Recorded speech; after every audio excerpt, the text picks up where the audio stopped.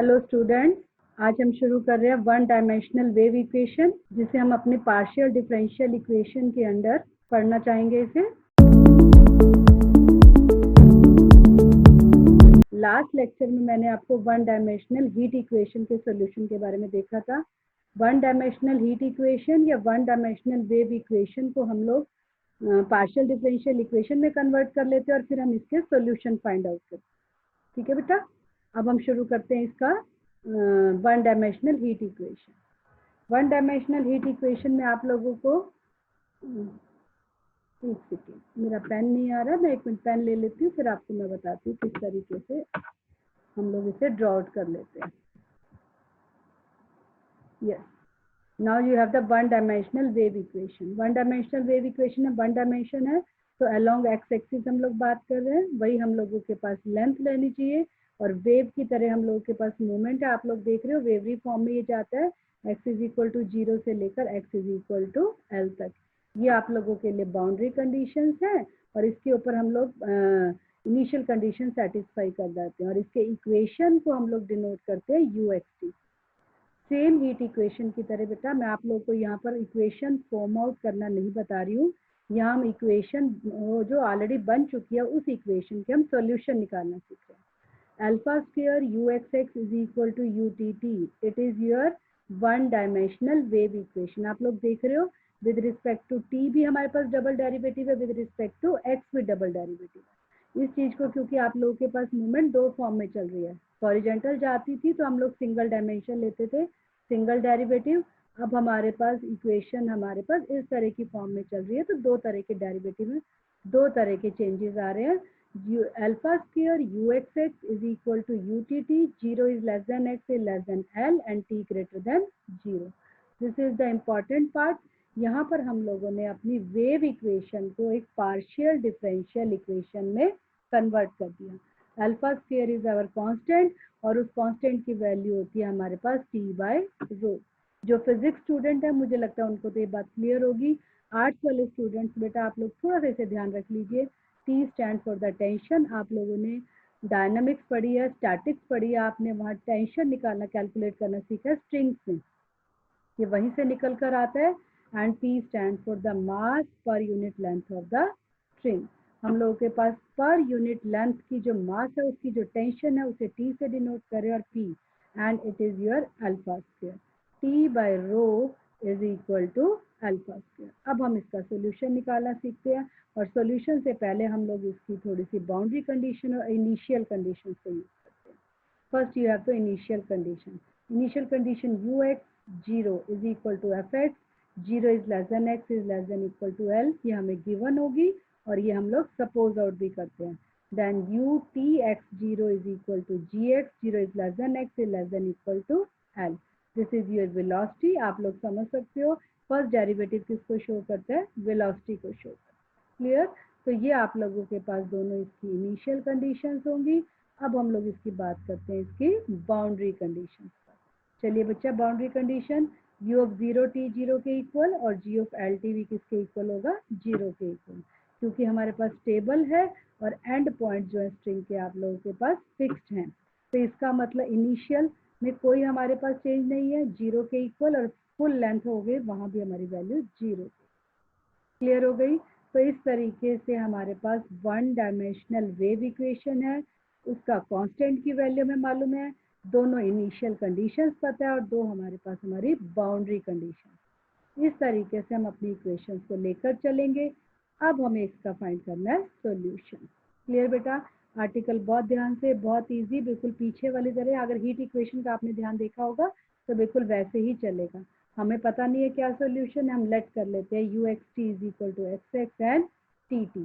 हमारे पास इक्वेशन का सॉल्यूशन है और अगर ये सॉल्यूशन है तो हमारी इक्वेशन को सेटिस्फाई करेगा और इसे हम लोग अपनी वेव इक्वेशन में अगर आप लोग इसे बैक फीड करते हो तो आप लोगों के पास आएगा अल्फा स्क्वायर, थोड़ा क्लियर नहीं है यहाँ पर, मैं दोबारा लिख देती हूँ, alpha square x double dash t is equal to x t double dash.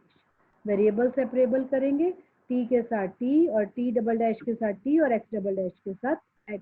इस तरीके से वेरिएबल सेपरेबल करते हुए हमारे पास 6 नंबर इक्वेशन तैयार हो गई और यहाँ पर हमारे पास बाउंड्री कंडीशन चल रही है 0 to L और t हमारे पास क्या है ग्रेटर देन g। ऑब्वियस है दोनों इक्वेशंस इक्वल है, बाउंड्री कंडीशंस को सेटिस्फाई कर रही है, तो दोनों की वैल्यू सेम आएगी और सेम कांस्टेंट के इक्वल होगी। और हम लेट करते हैं, बच्चा ध्यान रखिएगा बेटा ये लेट है, हमें ऐसे नहीं मालूम कहाँ से आ गया, ये हमने ऐसे इंसर्ट नहीं कर दिया, हमने इसकी वैल्यू को लैम्डा के इक्वल सपोज किया और this is minus lambda, just इसलिए ताकि हमें इक्वेशन सॉल्व करनी थोड़ा ईजी हो जाए पॉजिटिव सिंबल। तो फर्स्ट इक्वेशन जब आप फर्स्ट और थर्ड पार्ट को कंपेयर करते हैं तो आपकी इक्वेशन इस तरीके से तैयार होती है x double dash is equal to lambda x। और सेकंड पार्ट को जब आप कंपेयर करते हैं यहाँ सेकंड पार्ट, तो आप लोगों की इक्वेशन तैयार होती है t double dash plus alpha square lambda t is equal to 0। अब हम अपनी बाउंड्री कंडीशन देखते हैं। हम लोगों को पता है जब हमारे पास इनिशियल पे x 0 है तो भी हमारे पास फंक्शन की वैल्यू 0 थी, और जब x l के इक्वल है तो भी हमारे पास फंक्शन की वैल्यू 0 है। सिम्बॉलिकली फॉर्म में हम लोग इसको इस तरीके से लिख सकते हैं x0 इज इक्वल टू 0 और xl इज इक्वल टू 0। तो थोड़ा कंफर्टेबल हो जाता है हमें ऑपरेट करने के लिए, क्योंकि t हम लोगों के पास as it is variable form में प्रेजेंट। क्लियर है बेटा? ठीक है, चल अगर हम टी की 0 ले लेते हैं इसका मतलब यू एक्स टी क्या होगा 0 के इक्वल हो जाएगा, और अगर यू एक्स टी 0 के इक्वल हो गया तो हमारे पास इनिशियल कंडीशन सेटिस्फाई नहीं होंगी, क्योंकि इनिशियल कंडीशंस में हमारे पास दो अननोन वेरिएबल्स फंक्शन है एफ एक्स एंड जी। अब हम इसके नॉन ट्रिवियल सॉल्यूशंस ट्राई करते हैं, शायद निकल आए तो। सबसे पहले lambda is equal to 0, lambda की वैल्यू 0 रखिए। आप लोगों के पास ये 7 नंबर इक्वेशन है, इसमें रखिए लैम्डा की वैल्यू 0। रखिए बेटा लैम्डा की वैल्यू 0, क्या होगा आप लोग के पास x double dash is equal to g। पीछे वाले लेक्चर में भी मैंने आपको सॉल्व किया था, इंटीग्रेट करेंगे तो x dash is equal to c1 और अगेन इंटीग्रेट करेंगे तो x is equal to c1x plus c2। ठीक है बेटा, क्लियर है? तो इस तरीके से x is equal to c1x plus c2 के इक्वल है। अब हमें अपनी वैल्यू यूज करनी है। You have x0 is equal to 0, put small x is equal to 0 and capital X is equal to 0 in the given equation. It gives C2 is equal to 0. Now you have the second condition, XL is equal to 0, put small x is equal to L and capital X is equal to 0. It means C1L is equal to 0, then C1 is equal to 0. L can't be equal to 0. L तो 0 हो ही नहीं सकती क्योंकि वो आपकी length है, और हमें वेव्स मूव करनी है तो लेंथ तो होगी। इट मीन्स अगर आप लोग का C1 भी 0, C2 भी 0 तो x is equal to 0, which will be known as your trivial solution. Clear? बिल्कुल लगभग आप लोग को पता लग रहा होगा, हम लोगों के पास थोड़ी सी इक्वेशन चेंज हुई है, अदरवाइज लगभग वैसा ही चलेगा जैसा कि हम लोग हीट इक्वेशंस में सॉल्व करते हैं। क्लियर? जो कि आप लास्ट लेक्चर में देख सकते हो। लैम्डा अगर लेस देन 0 है तो लैम्डा किसके इक्वल? म्यू स्क्वायर के equal with negative sign. Late कर रहे हैं ताकि हमें सॉल्व करना थोड़ा इजी हो जाए। x double dash is equal to minus mu square x, आपको इसकी वैल्यू सॉल्व करनी आती है। हाइपरबोलिक फंक्शन, पहले भी मैंने आपको बोला था बहुत लोग इसे कॉश या शाइन करके प्रोनाउंस करते हैं, बेटा इसे कॉस हाइपरबोलिक या साइन हाइपरबोलिक प्रॉपर बोलिए। अब आपके पास वैल्यू है x0 is equal to 0, put x is equal to 0। इस इक्वेशन में अगर आप लोग x is equal to 0 feed करते हैं तो आप लोगों के पास कैपिटल X भी 0, कैपिटल X भी 0, तो आप लोगों के पास होगा सॉरी कैपिटल X की तो वैल्यू रखने लगे थे हम लोग। Capital X is equal to C1 cos hyperbolic 0 plus C2 sine hyperbolic 0। मैं नहीं बोलूँगी ट्रिग्नोमेट्री जैसे, बट लगभग ट्रिग्नोमेट्री जैसी इक्वेशंस वैल्यूज निकल कर आती हैं। और यहाँ पर कॉस हाइपरबोलिक 0 की वैल्यू आप लोगों के पास आएगी 1 और साइन हाइपरबोलिक 0 की वैल्यू आएगी आप लोगों के पास 0। सॉल्व करते हैं तो C1 की वैल्यू 0, तो आप लोगों के पास क्वेश्चन तैयार हो गया। स्टेटमेंट में x is equal to C2 sine hyperbolic mu x। अब हम सेकंड कंडीशन यूज करते हैं। सेकंड कंडीशन यूज करें L, small x is equal to L, अगर हम लोग रखते हैं इसमें L 0 is equal to C2 sine hyperbolic mu L। अब इसकी वैल्यू देखते हो, आप लोगों को पता है hyperbolic function can not be equal to 0, only possibility is that C2 is equal to 0। तो आप लोगों के पास C1 भी 0 आया, C2 भी 0 है। आप इसे बैक फीड करेंगे तो आप लोगों के पास आएगा capital X is equal to 0, और capital X is equal to 0 आने से आप लोगों के पास ट्रिवियल सॉल्यूशन। क्लियर है? चलो, तो आप लोगों के पास आ गया capital X is equal to 0, capital X is equal to 0। ये भी आपका ट्रिवियल सॉल्यूशन। अब हम थर्ड केस देखते हैं। थर्ड केस देखेंगे तो lambda greater than 0, lambda is equal to mu square, mu always positive. ये हम लोगों ने फिर से लेट किया एक्स, ताकि इक्वेशन सॉल्व करना थोड़ा इजी हो जाए, बस और कुछ रीजन नहीं है हमारे पास। X double dash is equal to mu square X. Solve करते हैं तो आपके पास ट्रिग्नोमेट्रिकल सॉल्यूशन निकल कर आते हैं। ये आप लोगों ने लास्ट सेमेस्टर में और हमने हीट इक्वेशन में भी सीखा था, cos hyperbolic mu x and sine hyperbolic mu x. अब हम लगाते हैं boundary condition, small x is equal to 0, then capital x is equal to 0। Feed करें तो C1 की वैल्यू क्या आ गई? 0 के इक्वल। अब रख सकते हैं 0 is equal to C1 cos 0 plus C2 sin 0। देख पा रहे हो, cos 0 की वैल्यू 1 और sin 0 की value 0, then C1 is equal to 0। Equation हमारे पास पेंडिंग क्या रहेगी? x is equal to C2 sine mu x. तो आप लोगों के पास हो गया XL इज इक्वल टू 0, तो C2 sine mu L is equal to 0। यहाँ पर भी आप लोगों के पास C2 भी 0 हो सकता है और साइन म्यू एल भी 0 हो सकता है। बट अगर हम C2 0 ले लेते हैं तो हम लोगों के पास ट्रिवियल सॉल्यूशन आ गया। और अगर हम लोग ट्रिवियल सॉल्यूशन ले लें तो तीनों ही केसेस में आपको ट्रिवियल सॉल्यूशन मिल गए, तो हम लोगों को परफेक्ट सॉल्यूशन नहीं मिल पाया। तो ऐसे केस में हम लोग ये मान के चलते हैं कि C2 को अगर 0 ना ले तो sine mu L is equal to 0। और अगर साइन म्यू एल 0 हो गया, पढ़ा है हम लोगों ने, वापस फिर से रिपीट कर रही हूँ, sine theta is equal to 0, then theta is equal to n pi. Trigonometrical equation का रिजल्ट है जो आप लोगों ने +1 में पढ़ा। डायरेक्ट करेंगे, then mu L is equal to n pi. Angle, इस केस में एंगल क्या है? म्यू एल ना, n पाई, तो म्यू किसके इक्वल हो गया? n pi by l। But ये तो हमारी म्यू की वैल्यू है, हमें तो लैम्डा चाहिए, और लैम्डा क्या था आप लोगों के पास? म्यू स्क्वायर, तो n square pi square by l square. ये कंडीशन साथ लगाना बहुत जरूरी है बेटा। n belongs to the natural number. इस तरीके से हम लोगों के पास sine n pi x by l का ट्रिवियल सॉल्यूशन निकल कर आया, जो हमारे पास ये इनफाइनाइट सीरीज बनेगी।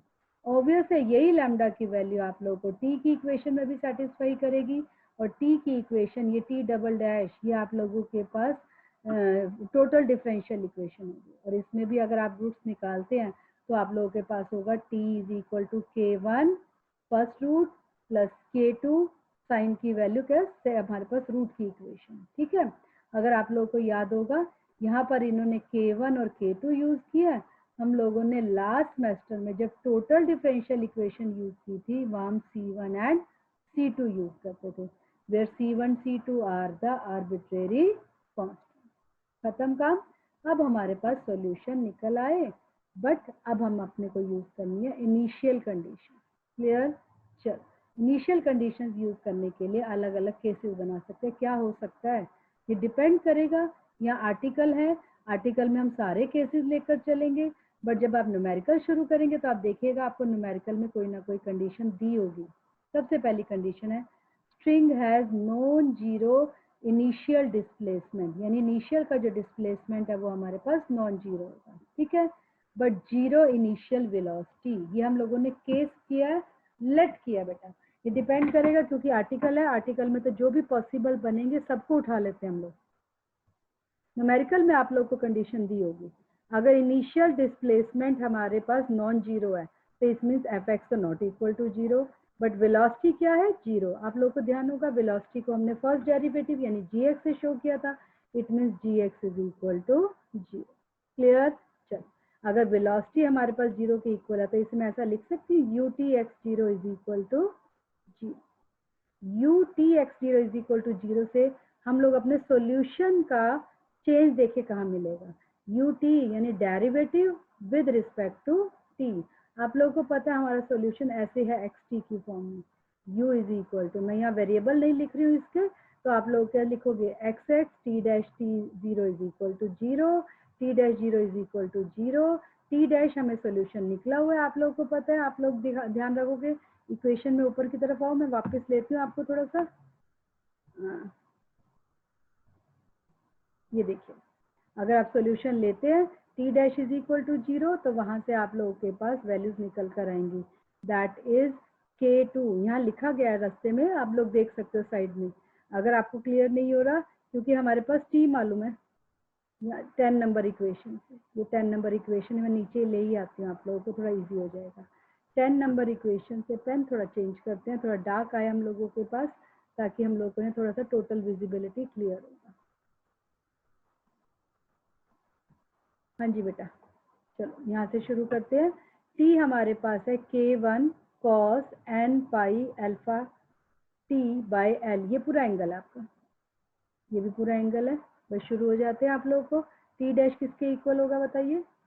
कॉस ऑफ एंगल का derivative minus sine of angle into angle का डेरिवेटिव, और K1 है ये आप लोगों के पास। K1 कहाँ गया? Yes, here is K1, plus K2 है ही साइन ऑफ एंगल का डेरिवेटिव, कॉस ऑफ एंगल, मैं एंगल नहीं बोल रही हूँ, मैं तो इसे मान के चलती हूँ पूरा पूरा एंगल है, इंटू एंगल का डेरिवेटिव। क्लियर? रखते हैं हम लोग T dash T zero is equal to 0, यानी put small t is equal to 0। Small t 0 feed करिए बेटा, तो आप लोगों के पास ये वाली टर्म 0 और ये वाली तरफ पेंडिंग रहेगी, which will be equal to K2 n pi alpha by l is equal to 0। Solve करते हैं तो K2 की वैल्यू कितनी आ गई? 0। और अगर K2 की वैल्यू 0 आ गई तो t हमारे पास किसके इक्वल हो गया? K1 cos n pi alpha bye t। और इसको अगर हम प्रोपोर्शनेट सीरीज की फॉर्म में लिखेंगे तो सिर्फ कॉस रह जाएगा, क्योंकि कांस्टेंट को हम मर्ज कर देते हैं, कांस्टेंट अननोन की तरह हमारे साथ चलता है, इसलिए इसे प्रोपोर्शनल का नाम दे दिया, क्योंकि हम यहाँ से K1 को रिमूव किया गया। क्लियर बेटा? अब आ जाइए, ये आप लोगों के पास जो सोल्यूशन आया वो सिंगल सोल्यूशन है, और अगर हम इसे मल्टीप्लाई इनफाइनाइट सोल्यूशन की फॉर्म में निकालेंगे तो आप लोगों के पास होगा UNXT इज इक्वल टू, ये किसकी वैल्यू है आप लोगों की? हाँ जी बेटा, ये वैल्यू किसकी आई आप लोगों के पास? हाँ जी, बोलिए बोलिए बोलिए, किसकी वैल्यू आई आप लोगों के पास? टी की।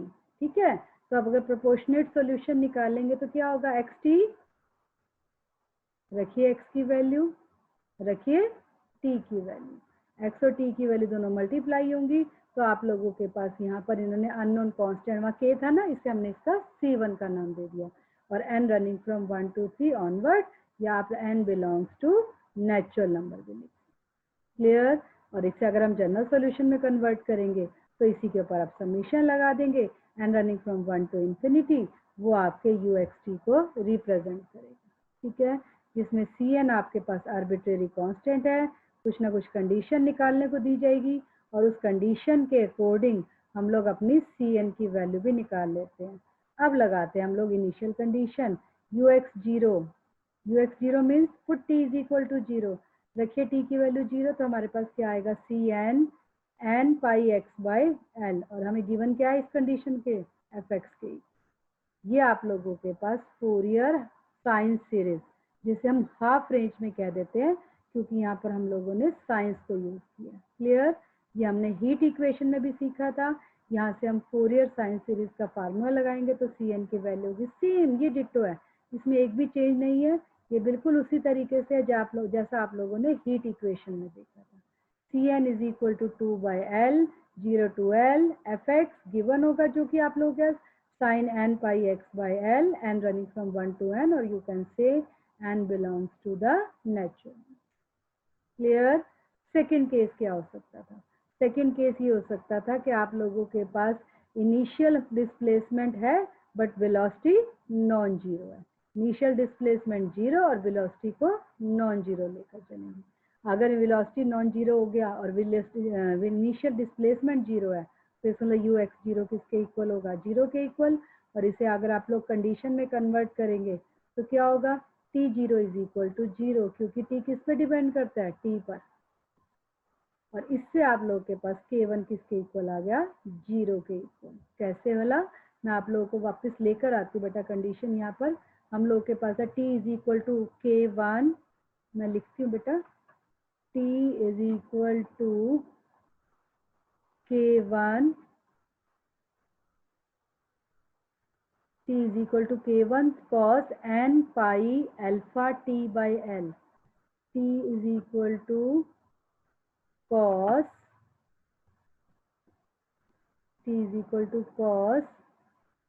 n pi alpha t by L plus K2 sin n pi alpha t by L. Clear? ठीक है, फीड कर देते हैं टी की वैल्यू 0। जब टी की वैल्यू 0 फीड करेंगे तो ये वाली टर्म हमारे पास 1 के इक्वल और ये वाली टर्म हमारी वैनिश हो जाएगी। This is your 1 value and this is your 0 value. तो आप लोगों के पास आ गया K1 इज इक्वल टू 0। अगर K1 0 आ गया तो कॉस में आप लोगों के पास जो टी का सोल्यूशन था वो हमारे पास सिर्फ प्रोपोर्शनैलिटी फॉर्म में साइन बचा और उसमें हमने K2 को मर्ज कर दिया क्योंकि हम इसे प्रोपोर्शनल कह रहे हैं। आप लोगों को पता है जब प्रोपोर्शनल होता है तो उसका अननोन कांस्टेंट्स आपको छोड़ देते हैं। चलो UXT हमारे पास सोल्यूशन निकल कर आया सेम उसी तरह से। वहाँ हम लोगों ने CN यूज किया था, या हम लोग DN यूज कर लेते हैं। DN UNXT DN capital X की वैल्यू T की वैल्यू और अब हम इस पर लगाते हैं initial condition UTX0 is equal to 0। ये वाली टर्म हमारे पास इंडिपेंडेंट ऑफ टी थी इसलिए इसको एक ब्रैकेट में कर लिया और दूसरी ब्रैकेट में हमने टी की वैल्यू 0 फीड कर दी और ये हमारे पास किसके इक्वल है? GX के equal. Same as it is बेटा, ये हमारे पास फोरियर की साइन सीरीज आ गई और फोरियर की साइन सीरीज के लिए हम लोग DN निकालेंगे। ये मैंने आप लोगों को पहले भी बताया था, फोरियर साइन सीरीज और फोरियर कोसाइन सीरीज बिल्कुल एक जैसा चलता है, बट उस इक्वेशंस के अंदर हम लोगों को सिर्फ साइन की वैल्यू या कोसाइन की वैल्यू चाहिए। क्योंकि fx हमारा 0 हो चुका है तो यहाँ पर हम फोरियर कोसाइन सीरीज निकालने के लिए हम लोग GX को यूज करेंगे। क्लियर है बेटा? Now you have the case 3। Third case क्या हो सकता था कि हमारे पास प्लेसमेंट भी 0 नहीं होती और वेलोसिटी भी 0 नहीं होती। इसका मतलब fx भी 0 के इक्वल नहीं है और GX भी 0 के इक्वल नहीं है। ठीक है, तो ऐसे केस में हमने सॉल्यूशन 1 और सॉल्यूशन 2 दोनों को कंबाइन कर देंगे क्योंकि फर्स्ट केस में fx नॉट इक्वल टू 0 था, सेकंड केस में gx नॉट इक्वल टू 0 था और ये तो आप लोग टोटल डेरिवेटिव वाले इक्वेशन में C1 into first solution plus C2 into second solution, ऐसे ही करते हो ना बेटा आप लोग। तो वही चीज हम लोग यहाँ करने वाले हैं। हम लोगों के पास फर्स्ट सॉल्यूशन में U निकला और सेकंड सॉल्यूशन में W का नाम दे दिया गया। दोनों को ऐड कर दोगे तो हमारे पास उस वेव इक्वेशन का सॉल्यूशन आएगा जिसकी डिस्प्लेसमेंट भी 0 नहीं है और जिसकी वेलोसिटी भी 0 नहीं है। क्लियर बच्चा? ठीक है, तो चलो अपनी कंडीशन को UXT is equal to VXT plus WXT, condition UX0 is equal to X, UTX0 is equal to 0, V0T is equal to 0, VLT is equal to 0। ये आप लोगों को बाउंड्री कंडीशन दे दी गई और ये आप लोगों की आपकी इनिशियल कंडीशन है फर्स्ट के लिए। This is your initial and this is your boundary. ये है आप लोगों के लिए V वाले के लिए। Same as it is W की इनिशियल एंड W की बाउंड्री और सारी कंडीशंस को हम कंबाइन करते हुए अपनी इक्वेशंस में बैक फीड करते हैं। चलो क्या थी इक्वेशन हमारी? Alpha square UXX। चलो अल्फा स्क्वायर U के अंदर अब दो हमारे पास फंक्शन प्रेजेंट है, एक V की फॉर्म में और एक W की फॉर्म में। तो अब हमारे पास नई इक्वेशन तैयार होगी, alpha square VXX alpha square WXX VXX plus WTT, कुछ भी कह सकते हो, इज इक्वल टू UTT। अपनी इनिशियल कंडीशंस को अब हम लोग एक एक करके यूज करना शुरू करें। चलो बेटा करते हैं हम लोग। पहली इनिशियल कंडीशन हमारे पास थी UX0 VX0 WX0 is equal to FX plus 0 is equal to FX। Clear? ये हम लोगों ने फर्स्ट केस में किया। चलो नेक्स्ट हमारे पास UTX0 is equal to VTX0 plus W2X0 is equal to 0 plus GX which is equal to 0। हमारे पास दोनों की दोनों इनिशियल कंडीशन फिर से तैयार हुई। अब हम बाउंड्री कंडीशन की बात करते हैं। U0T को क्या लिख सकती हूँ? V0T plus W0T is equal to 0 plus 0 is equal to 0. ULT is equal to VLT plus WLT is equal to 0 plus 0 is equal to 0. हाँ जी बेटा, क्लियर?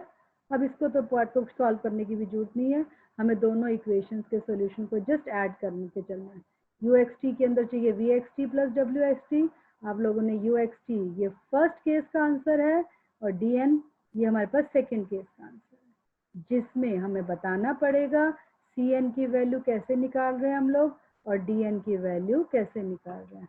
अगर आप लोग देखोगे लगभग एक जैसे तरीके से है, थोड़ी सी कंडीशन चेंज हुई थी, बट फोरियर की आप लोगों के पास साइन वाली सीरीज यूज होगी, ठीक है। तो एक तरह से थर्ड केस में हमने फर्स्ट और सेकंड केस को कंबाइंड कर दिया और इन कंबाइंड होने से हमारे पास नया सोल्यूशन निकल कर आया। तो ये अब आपके पास क्वेश्चंस में डिपेंड करेगा बेटा कि आपके पास क्वेश्चन में तीनों में से कौन सा केस दिया है। 99.9% हम लोग को कंडीशन क्लियर की जाएगी, डिस्प्लेसमेंट जीरो है कि वेलोसिटी जीरो है, या डिस्प्लेसमेंट नॉन जीरो होगी और वेलोसिटी जीरो होगी, या दोनों ही जीरो हैं तो हमारे पास पॉसिबिलिटी नहीं होगी, या दोनों ही नॉन जीरो है। तो इस तरीके से एक ही पर्टिकुलर केस को आपको सॉल्व करना है।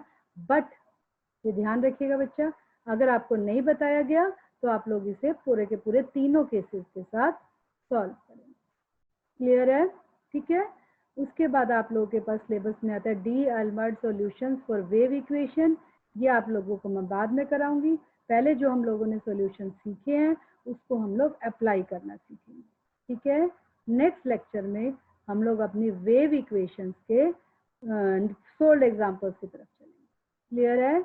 इन द मीन टाइम आप आर्टिकल तैयार करिए और उस आर्टिकल के बाद आप लोग इसके न्यूमेरिकल को हम छोड़ते हैं, क्योंकि मुझे लग रहा है अगर आपको आर्टिकल क्लियर हो जाते हैं तो आप लोग न्यूमेरिकल तो बहुत इजीली क्लियर कर पाएंगे, कोई भी दिक्कत नहीं है। सिर्फ आपको इनिशियल पे थोड़ा सा ध्यान से अपने कंडीशंस को ध्यान रखना, ठीक है बेटा। नेक्स्ट लेक्चर में मिलते हैं solve example for wave equations के।